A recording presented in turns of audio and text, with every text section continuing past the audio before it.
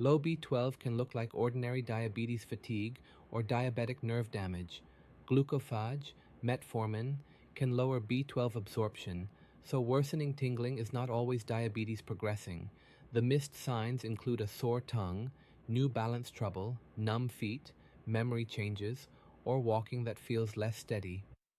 The key is combining symptoms, medicine history, and the right blood tests before nerve injury becomes harder to reverse. Vitamin B12 helps build red blood cells and maintain myelin, the protective coating around nerves.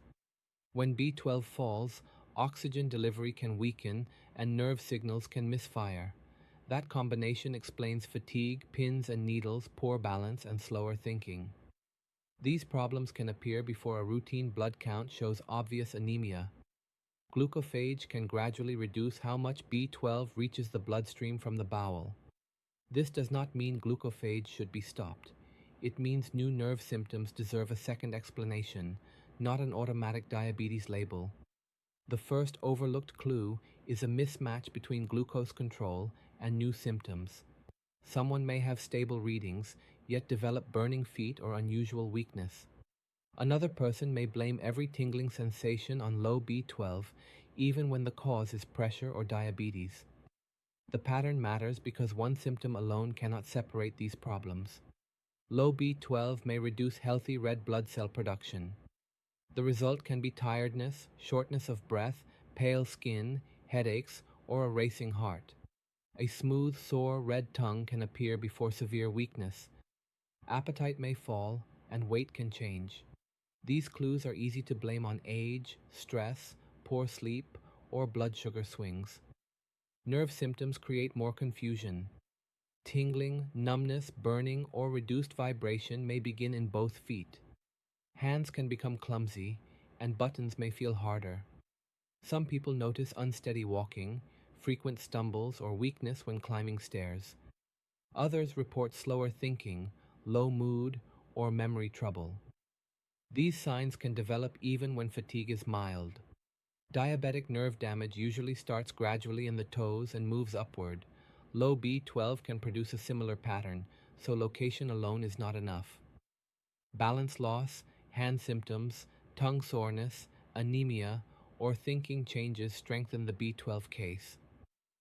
Stable glucose readings do not exclude diabetic nerve damage, but they make a diabetes-only explanation less convincing.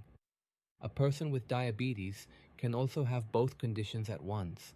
That overlap is why improvement in glucose may not fix the numbness. Alcohol use, thyroid disease, kidney problems, and trapped nerves can add similar symptoms. A label of diabetic neuropathy may therefore be partly correct while still missing a treatable cause. A normal blood count can falsely reassure both patients and clinicians.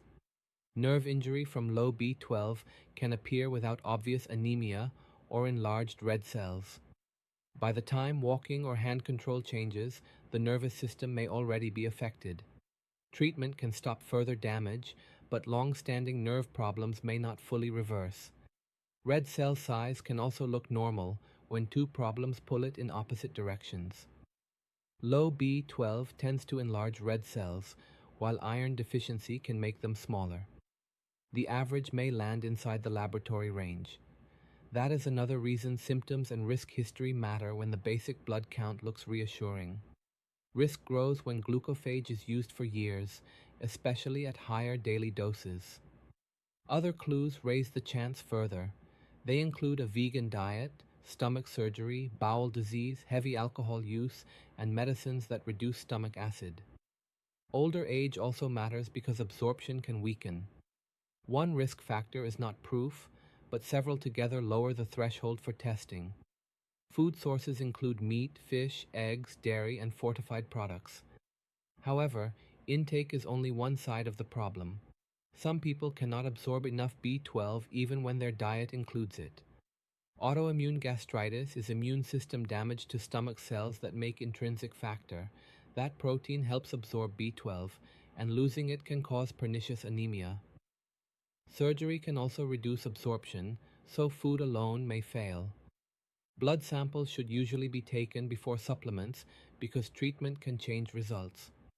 With severe anemia or nerve symptoms, treatment may begin after sampling, before full test results return. A blood count checks for anemia and enlarged red cells. A blood B12 test measures the vitamin in blood. Borderline results may need more investigation when symptoms and risks fit. Methylmalonic acid is a waste product that rises when cells lack usable B12. It can clarify a borderline B12 result. Kidney disease can also raise methylmalonic acid levels, so the number needs context.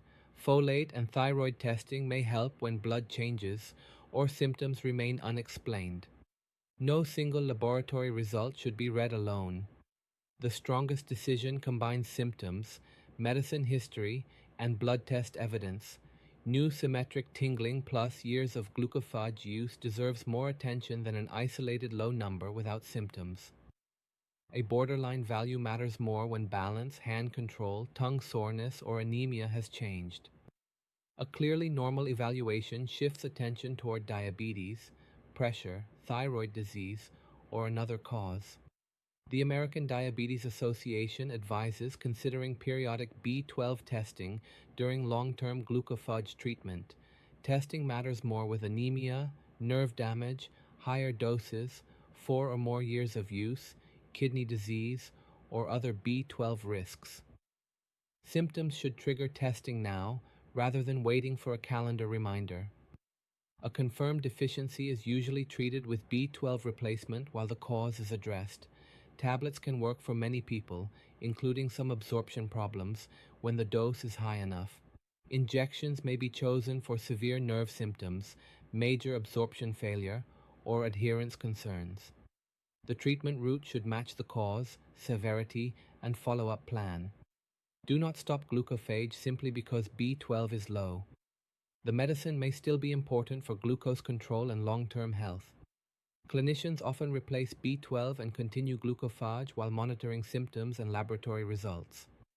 A dose review may still be reasonable when the treatment burden, kidney function, or overall diabetes plan has changed. Blood changes can improve within weeks after effective replacement. Nerve recovery is slower and may take months. Tingling can fade before balance returns, or balance may improve while numbness remains. Follow-up should track function, not only the B12 number. Walking, buttoning clothes, vibration sense, and falls provide practical evidence of recovery. Seek prompt medical assessment for rapidly worsening weakness, repeated falls, new confusion, or loss of bladder control. Chest pain, fainting, or severe shortness of breath also needs urgent evaluation. These symptoms can reflect more than low B12. Waiting for a routine appointment may delay care for anemia, stroke, spinal pressure, or another serious cause. At the next visit, bring 4 details. Note when symptoms began, whether both sides are affected, how long glucophage has been used, and diet or surgery history. Ask whether a blood count, B12 level, and a follow-up methylmalonic acid test fit the pattern. This short history often separates a vague complaint from a focused evaluation. Low B12 in diabetes is easy to miss because fatigue and numbness already have familiar explanations. Look for the mismatch. Worsening nerves, balance, tongue soreness, or thinking changes despite no clear glucose change. Glucophage raises suspicion, especially after longer use or with other absorption risks. A normal blood count does not rule out nerve injury. The best decision combines symptoms, medicine history, and targeted testing. Confirm the cause, replace B12 when needed, and track function over time. Early recognition offers the best chance to prevent lasting nerve damage. Medicine simplified. That's what this channel does. If you want more, hit subscribe. This is not medical advice. Consult your doctor.